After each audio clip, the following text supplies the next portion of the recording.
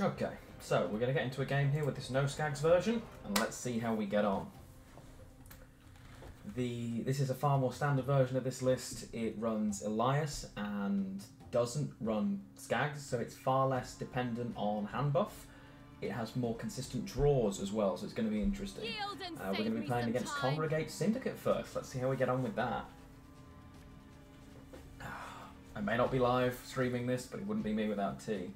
Okay, I say there are less bricks, and I draw 2 of the 3 potential round 1 bricks immediately. First one we want to get rid of is Ethne, and the second one is the Mahakam Volunteer. Okay, so in this version that is Elias, we've managed to miss all 3 of these cards, and Neuromancy is the way to draw Novigradian Injustice, of course, but we are on red coin. And Gourd in hand, not always ideal, especially when we're missing cards like Dunker. The Isengrim's Council, of course, will allow us a variety of options, but no guaranteed draws, even on the Elves, because we have both Elias and Ida there. Okay, so open with the Mutant Maker, pretty standard. An issue that this list will have without the Dryads, we haven't drawn into a Hammer Dryad or a Dunker or a Miner. It's very unusual to start off missing absolutely everything. But we will proceed. Mutant Maker isn't really the most ideal target for a Rebuke. I'm more likely just to ping something like a Circle of Life out here, I think. You don't want to drop the Isengrim's Council, because worst case scenario, I end up pulling, let's say I end up with Ida, a Mahakam Volunteer, and maybe Fov. It would not be ideal, because then I'm in a real pickle. But we should be fine. We'll get through it. Okay. Very early Azar Javed. That's interesting. Okay. Now I've obviously used 1 Circle of Life already. Not really wanting to use a second, but I'm a little surprised to see that drop so early. Okay, I mean it's fine. Like, we can find value, and of course it did end up landing on our Gourd, the value from Circle of Life, so that will provide us some benefit. Normally you'd want to push here into this round, but there's a good chance on the good coin I may well play some specials and get out of here, depending on what they give me now. Normally this would be protecting an engine. They're under the impression, of course, that I'm non-devotion, so if they're going to drop something, they're not likely to be scenario in the Congregate list, but obviously the Hidden Knights can find serious value and are very removable without the initial buff, so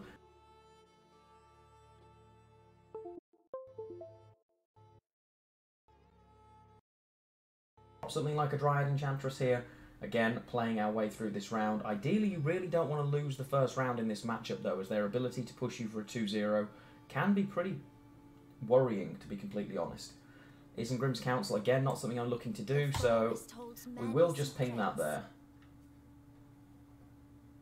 At the moment, we do have, obviously, that we are, in theory, ahead if they do choose to pass, although it's very unlikely at this stage that we're going to get the pass, which is fine. So we're just going to see lots of swarming here. And I'm happy to rebuke this, to be completely honest. While obviously Fallen Knight would be my dream rebuke target, shame these don't have bonded, but there we are. I don't mind rebuking this. It's going to find decent value. It's going to trade for the 4 damage plus 2 boost on one of these as well, which is pretty nice, and another 1 point will spawn as well. So not too bad. We find decent amount of value there, and again, with the Vitality pings, we managed to go ahead. One of the things I do like about Nature's Gift particularly is it's a charge-based leader, so you can often use it to control around when you need to. Obviously it finds massive value on a Hammer Dryad anyway, which is always amazing, but I am a big fan of the fact that this leader, it doesn't necessarily matter if you want to commit it in round 1. If your Hammer Dryads are there on board, they are your main target for it, so you can find serious value using this. We are now in a position where I need to start counting. We're behind by 17 points. Let's say I drop this plays for 5, 10, 11, 12, 13 points. So we're not too far behind, it's just a case of do I want to commit this Forest Protector? No carryover to speak of. I think there's a good chance if I play the Forest Protector here, we get Procession of Penance out, based on the number of tokens that they've managed to spawn here. And I don't mind that trade.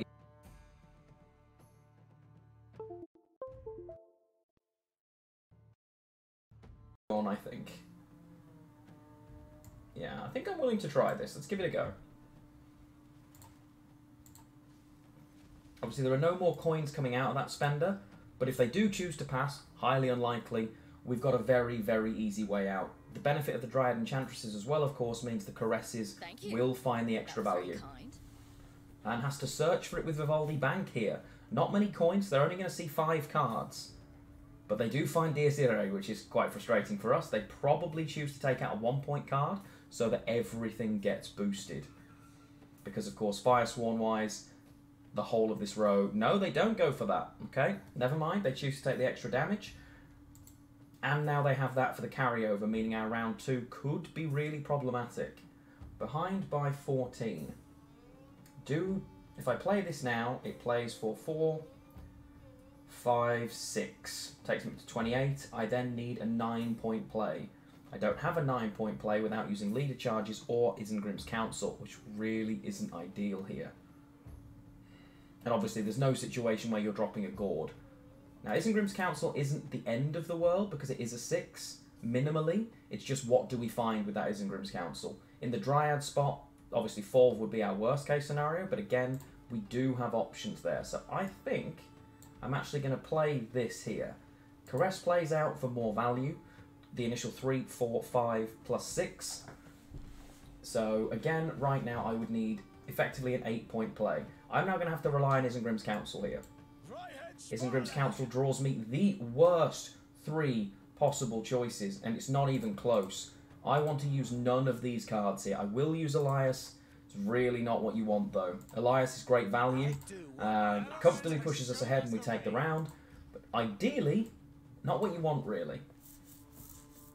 Now, SY has a pretty good long round. I don't really fancy going into that long round against Syndicate, so we are going to push here quite heavily. The question will be, do we get out with our card now that we've given Elias already? That's the big worry for us. Okay, could do with drawing a lot better than this. I think there's an argument to kick the Dryad's Caress here. I've got more than enough vitality. Congregate typically not running poison, and a Hammer Dryad has the possibility to really carry this round for us. Really carry this round. They played a Fallen Knight from hand, means one of 2 things. They either had both already, or they're willing to take the risk on not finding Ulrich and not finding a second Fallen Knight. I think given the hand that we've got here, Ethne isn't a terrible opening play. They have got some removal, but the removal will lose value. It's usually quite a solitaire list. So in this situation, I'm more than comfortable trying to push here.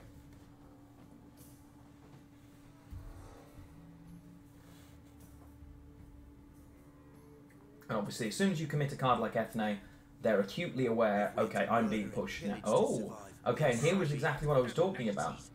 They are in the position where they haven't found the Fallen Knight. Alternatively, of course, they found the Fallen Knight and are trying to bait what they believe is my final rebuke out. Thankfully for me, I do have access to that final rebuke, so I will be using it to remove that. I don't want that sitting and surviving. And what I do have, as and when I choose, on a tall Fallen Knight, is a Karathi Heatwave, which should give me decent reach. The next play, we really need to get this Hammer Dryad set up, and the 2 of those together, it's going to be really nice here. It does have the other one, but there's not much I can do about that. It's 2 points for 2 coins. It's nothing particularly terrifying as far as we're concerned, so we're quite happy with the way that's going to go. Obviously the engine now on this is actually +2 because of the nature of the way that works. If we had more nature cards, an additional Symbiosis unit would be fantastic. You spawning all turn could cause me problems, and there's a good chance I'm going to have to get out here reasonably soon. But I've still got 6 points in on this. If I get something sizable, a Heatwave is a possibility right now. Probably not one we want to take. Okay. And now, opponent's trying to lock us into this round here. However, the only engine they've got is +2, and mine is also +2. I think this is the safest time to get out here. We've had multiple charges come and go, which we are very content with. If those charges are gone, it makes it a lot harder for a play like a Horse and Senior, for instance. Although that finds a lot less value in modern Congregate lists, it is still an issue. Ever faithful to the flaming rose. Interesting decision to spend there, taking just a single coin through to the next round.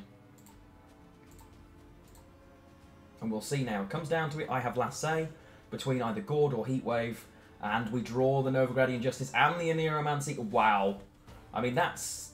Okay, talent is clearly something that I'm possessing today. Aneromancy can bring me something like a Dunker early on, or with the charges we have left in Leader, more realistically a Hamadryad. Great point slam, additional vitality. So we're pretty happy here. Dunker is a bit late to the show, unfortunately. It's more likely that we're going to go for a Hamadryad and just absolutely push. You're fine, and if you're the only spender, honestly, we're okay with that. So I'll Anero, I'll play the Hamadryad here. The only problem I'm going to find now, with the 2 coins remaining, if they do have a bloody good fun, I do lose this Hamadryad, which is going to be really frustrating for us if that's the case. And ideally, no, we're fine. Okay. Unfortunately, transformation robs them of speech. Okay, so more than willing to play this now, I would say. Based on the vitality ticks, we want those on as soon as possible, I would think. Pushes up to 8, again, still in range of bloody good fun with 4 coins. The time of the white frost and white light. In which case, because I don't need to do this immediately, I'm actually going to do this. If they choose to remove it at 8, we're honestly okay with it. And as long as we don't give them a 3-point target for Dies Irae, only Firesworn units are going to get boosted. Unfortunately, the board is full of Firesworn units. Oh, nice. Okay. That's a good amount of swarm value. This is obviously looking like my Heatwave. Clearly, they have no other spenders, which is fine for us. I am going to boost the shielded unit here. I think seems like the safest option. Well, they do have Dies Irae, which is going to be a 3, 4, 5, 6, 7, 8, 9, 10. So it's an 11-point play. Plus, wow, that's pretty nice. They've got a great amount of swarm. Dies Irae is going to come out here, and it's going to be pretty painful for us. Now I need to work out what is better value for me. We've got a 15-point Gord. This will boost all Firesworn units. So this is 2, 4, 6, 8, 10. That's a 13. So it quite simply is Heatwave. Dies Irae will come out at 10. No, sorry, Dies Irae will come out at 3. More than that, then it's a 12, which is really nice for them. But our Gord does take it. In the medium length round, we have more points than they do, and it's a pretty comfortable win in the end. Not too bad at all. We're reasonably favoured against this list, to be honest, in both a short and a longish round, so we're not too heartbroken if we're going to come up against Syndicate. That's the first game, reasonably quick. We had a pretty poor opening hand as well in round 1, it was quite difficult, managed to get out reasonably well. Now we're going to go on to another couple of games to see how we get on.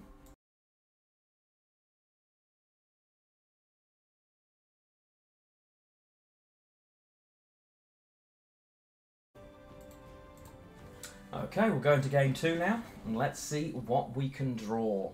What are we going to get here? Elias was a reasonable draw. Hopefully we have a slightly better round 1 hand here. Let's see how we go.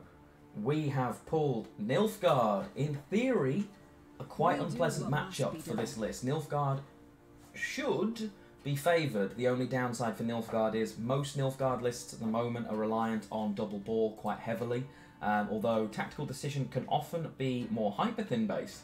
So it'll be interesting to see how we fare here. But realistically, while it should be favoured, we tend to often outpoint a list like this. So it's going to be interesting to see. We are going first. I'm going to say here, I'm going to mulligan. I have no real proactivity other than something like a 4 onto a Caress, which is not ideal against Nilfgaard. And we take the mulligan, and that is one of the few cons of a list like this. It does have a few round 1 bricks, 3 to be precise, and my possible proactive Novigradian Justice no longer viable. So I am possibly going to be running something like a 4 into something like a Tempering, which isn't the end of the world. It's a simple 7, but it's really not what we're looking to do here. There is the other option, of course. We could 4 into something like an Isengrim's Council, Dunker, or the Hamadryads, all viable options here. Worst case scenario is, of course, again, the Dryad Enchantress, which we would be very unhappy with. And I think that's going to be my line here. Lack of Elias is problematic, but I think we're going to take that line on blue coin here. And we find, again, I'm certainly not going to be playing Elias. Not an ideal set of draws for us at all, once again. So, here we go. Let's see if we can push from this. In theory, we are unfavoured, and I have drawn like a complete papega. So, can we get what we need? It's going to be an interesting one. Let's see if our opponent knows where he's going. We do have, on the plus side, access to Heatwave. But again, this is very clearly hyper-thin. There's no reason to play Tactical Decision if you're not hyper-thin these days, but the Hunting Pack is a good indicator, even if not. So, now Novigrad Injustice, while it's not bricked, because of course we could use it for something like a Miner instead, pull the Miner out and then, from hand, play the Mahakam Volunteers, which may end up being the line I go down. It's by no means ideal. Certainly not your first choice, right? So, I think here, for now, I'm in a decent position. I can just drop something like a Tempering. Reasonably happy. We're ahead. We don't need to go too far. Leader charges, again with no Hammer Dryads. Very unlikely to be used unless I need it to ensure that I don't get pushed and lose on even here. But against Hyperthin, you kind of don't want the longest rounds, in reality. A short round 3... whereas you'd normally be bleeding if you win the first round. Bleeding only helps Hyperthin. This is a situation where actually a pass is better for us. So this is going to find decent value. This isn't really a poison list. So this is absolutely fine. And more than happy now, I think, to commit this.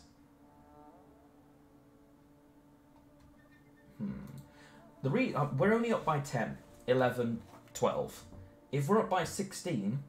There's a possibility it will force a slightly stronger play out of them, because again, their intention is multiple rounds to help with their ability to thin.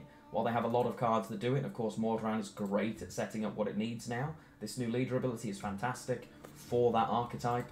It's just a shame that the archetype itself doesn't seem to have the power to compete in the meta right now. But if we're going into a long round in round 3, it certainly does hurt their chances because they haven't been able to thin their own list. And there you go. So this will be Vigo.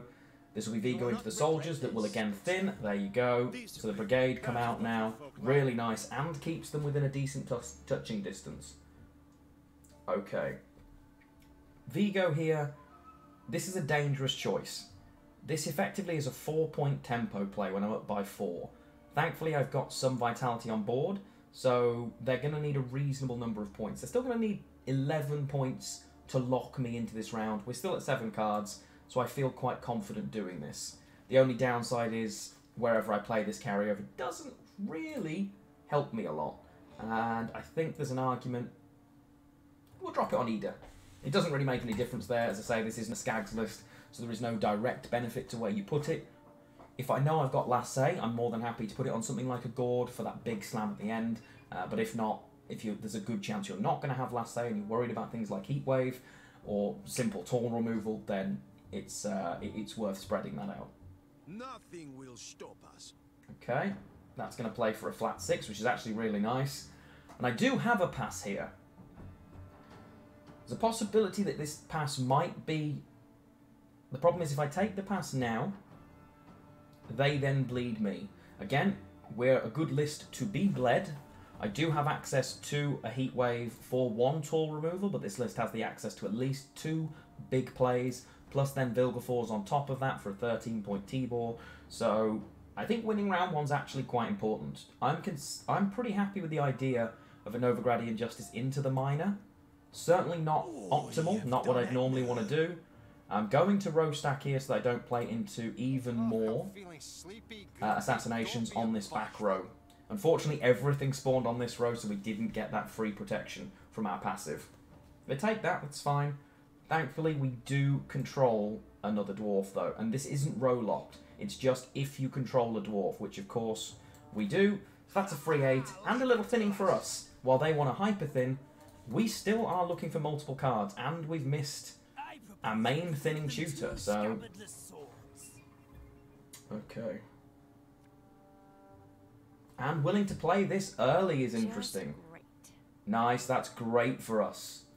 They've gone for a full greed there, and one of their big power plays is now out. And we're still up by 9. If this is what they're resulting to, and we're even on 4 cards, I am content to get out here, I think.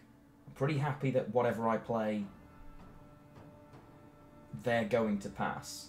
I'm pretty content. We've got a couple of points of carryover, a decent hand position, and if they're using this, I'm reasonably content. I think I'm good to get out. So what are your other options? A yen for a 10-point? Wow, okay. Not having to worry about yen is huge for us. Folv is literally useless to them. They run no nature cards whatsoever, and that was their only way out. If I'd considered it earlier, a nature's gift somewhere else might have been a play, but honestly, we are happy with what's just happened. Even without Last Say Now, removal on Gord is less likely. Still possible, things like Vilgeforce for instance, but Vilgeforce is more likely to trade for benefit for them on a low unit to pull out something like a T-Ball for free. This hand resists to bleed quite nicely, I would say. Multiple access to a lot of Purify here if they choose to pass, which I'd be very surprised at. Of course, I can just drop something like a Dryad Enchantress. We are missing a few crucial cards still, is the only thing I will say. But I think I'm content here. I think I'm going to stick with this hand. Risking the mulligans might have been worth it. I'm stunned that they've chosen to keep a 2-point card in a hand where they're looking to bleed me. I'm absolutely stunned at this. But the biggest thing for us then is just ensure that we get out. I could even use this for additional value here actually and try and get out without using Elias. Lists like this will often try and push for a 2-0, so that is something to be mindful of. The Hamadryad is a risk. Comes out at 6. If they do have Assassination, I don't get to survive. So I am going to drop Forest Protector here. Forest Protector into that Circle of Life, and I'm going to make sure I've got the defense on that Hamadryad, so that as soon as it drops out at 6 with a single leader charge, it is out of removal range. This also surprises me. But this is a card ideally, if you're my opponent here, you're looking not really to play. You want that sat in your deck for the end, because it's a decent reveal target. Okay. I'm reasonably confident here that I'm going to keep my card and possibly even be able to keep my Elias. That's the second of the tall units that they have managed. Okay, I mean, so far, honestly, for me, this is going really nicely. This has to play here again. Boosts the vitality there, keeps us comfortably ahead with now a 2-point passive engine at any given point. We've had Zarthissus, we've had Triss, there is still Yen, but we've had Invo. They are going to play this now. Makes sense. Absolutely makes sense to play this at this point so they can choose what they are going to move back and in what order. Afan should be in this list if they managed to find it there, but they didn't. Now, that could be an issue for us. I don't want it to be my Heatwave target, if I'm being completely honest. I think the Purify takes me to 27, 28, 29, 30, 31. So we're level. I'm going to play this Purify here. Why have you summoned me? And I am going to drop an additional leader charge up on this Forest Protector. Because now, passive points, as I was discussing, this is 3 a turn. Which, if they choose to pass, puts me ahead. I am very happy in that situation.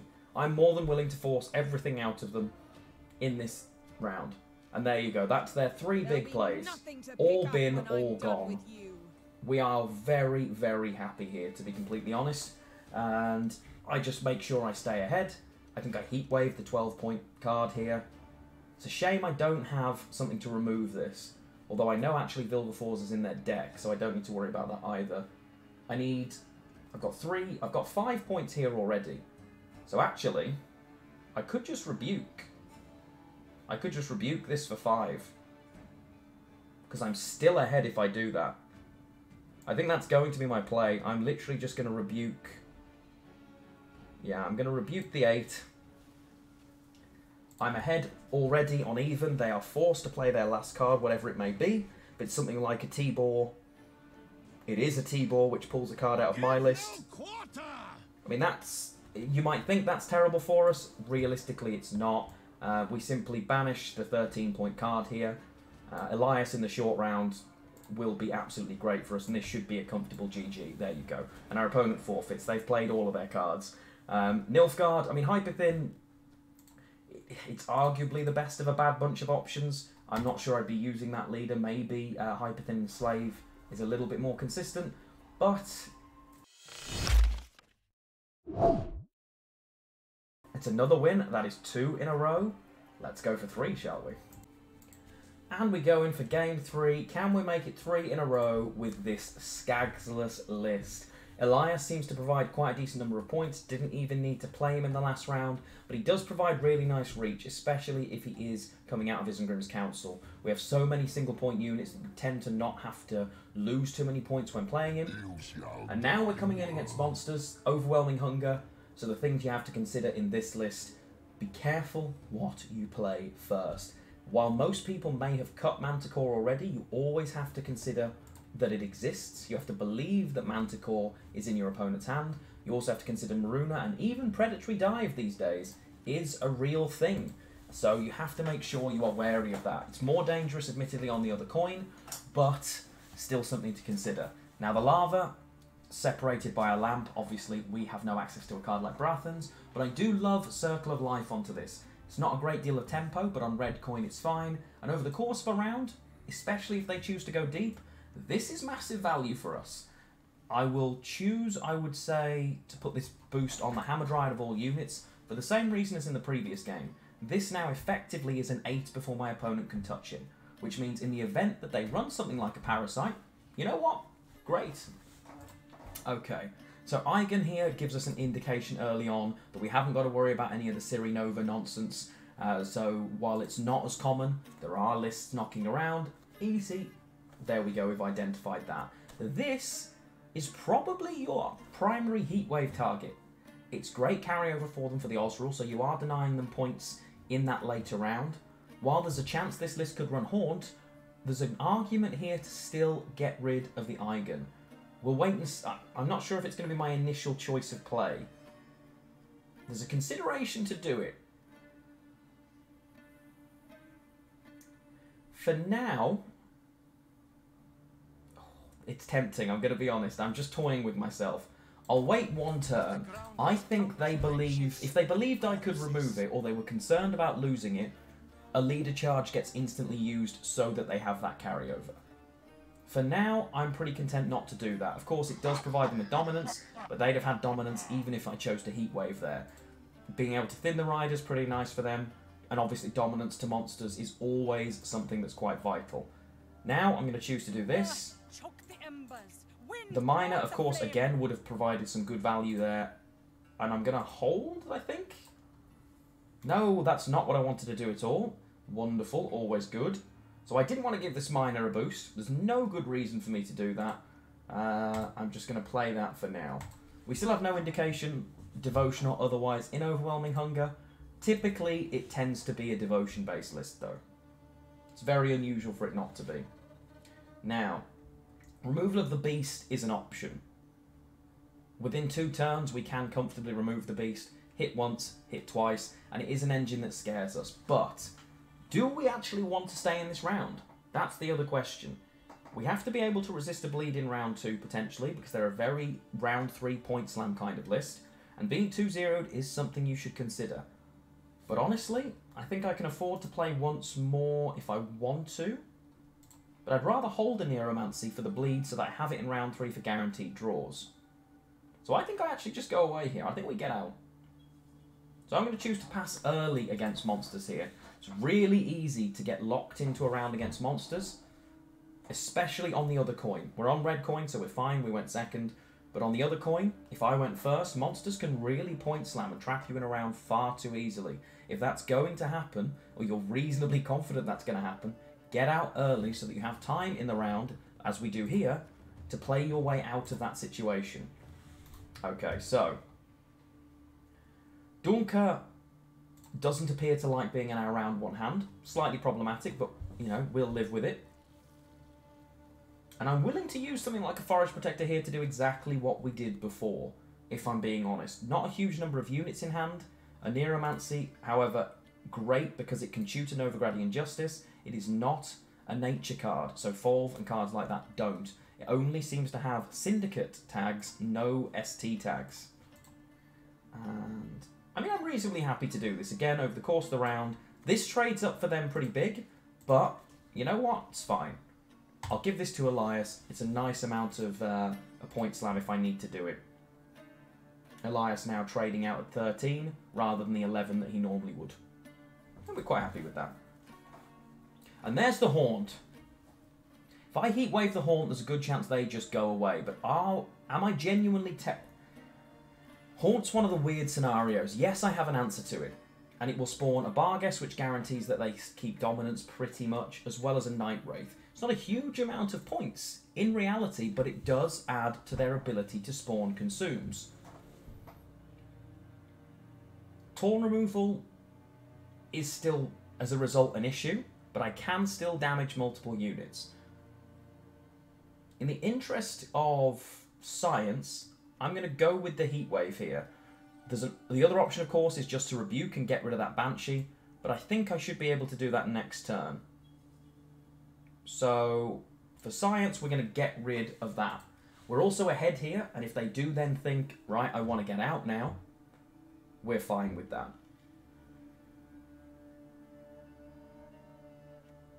Say, Haunt is probably the only scenario where I ever question, is it actually worth my effort to remove? And we'll see, based on this, whether it was the right decision or not. And Isengrim's Council right now... Isengrim's Council will be a lot better when I thin these dwarves out, actually, because it's a guaranteed Gord. So I'm far more likely to play down and keep Isengrim's Council than anything else. In which case, I think my play now is the Aneromancy into the Novigradian Justice. Keeps us within a reasonable range. We're ahead, I believe. Not playing into Werecat. Trying to stay balanced across both rows, as Werecat can find ridiculous value if you play into the row stack. Although, based on the nature of our list. Okay, so it's going to take... He's got a decent chance here. If he grabs the 1, it's great for us, but he doesn't. 66% chance. And that's another card we haven't got to worry about. Now, I'll take the Death Blow here, although it doesn't keep me ahead. Trades for 3, 4, 5. So 4, 5, 6. So we're behind by 6, but as long as I've got reasonable reach, we're not overly terrified. They do have dominance, so they find value on that. Not great for us. Okay, choices to consider here. It's important for us to catch up, and it's important for us to make sure we're not too far removed. The only dwarf left is a Gord, which means I'm going to draw a Dryad effectively if I do choose to play Isengrim's Council, knowing that I can guarantee the Gord from an Aneromancy. Problem with that is, which one do I get? Is there any that I don't want? Ida is obviously the elf option, but I don't need Ida. So if I find an Ethne, I think I'm okay with everything. The Enchantress would, of course, be my worst choice. So in the spirit of trying to keep up here, No mercy! and we find the Fulv, which is, again, our worst option. Not overly pleased with that. But it does put me in the position where I can at least affect dominance. I can take the Death Blow, or I can affect dominance. And I think dominance is more valuable than the Death Blow. So I'm going to remove their dominance for now. They can always consume to get that back, but these lists tend to be quite greedy. And that's exactly what they've chosen to do. Okay. Chosen to take that dominance back. I'm behind by 15 here. Not ideal. Elias comes out at a decent amount of value, but I think they're willing to push a little further. I'm going to play something like... We're going to go for the Enchantress, and they should have no more removal or damage other than a 6-point Parasite if they're running it in this list. As well as, of course, Werecat, but that can't target a specific Wandering Treant. I think there's a realistic opportunity I'm going to have to commit the Elias here. The fact that they can slam 7 for 4s is infuriating for us. And I will go with... I think I'm reasonably content for the Caress here. I've got 2 passive points, takes me to 27.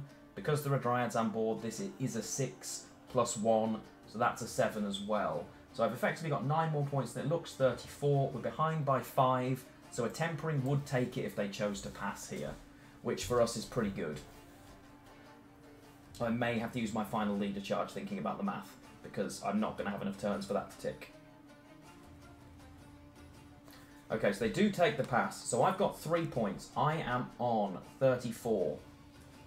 I'm on 39, 40.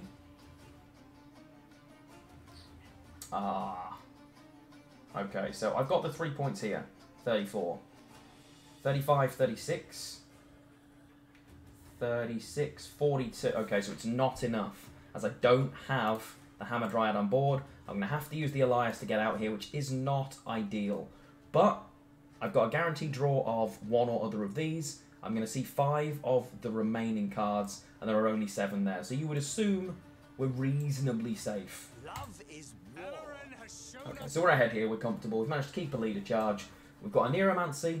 We're going to see. Well, I've got then 4 other cards of the 7 that are in there. So let's see. Here comes the Anero. Remaining cards for them. Osril, as they have got the Eigen version, is almost a guarantee.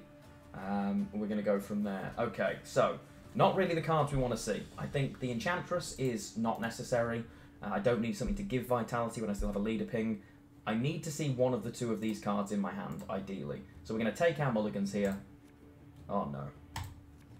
And we do get what we're looking for. So I'm going to open a Nero straight into an Ethne. And we're going to find as much value as we can out of the remaining specials. So a Nero, Ethne. Out she comes. Fine with that. And I'm willing... Again, damage shouldn't be too much of an issue here.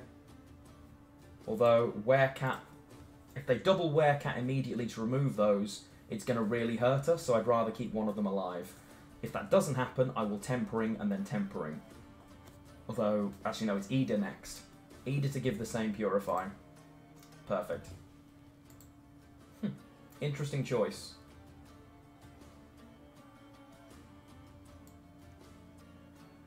Interesting choice here. I can...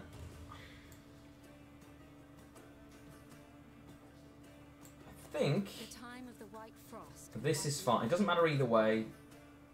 So we're just going to do that. That's +3.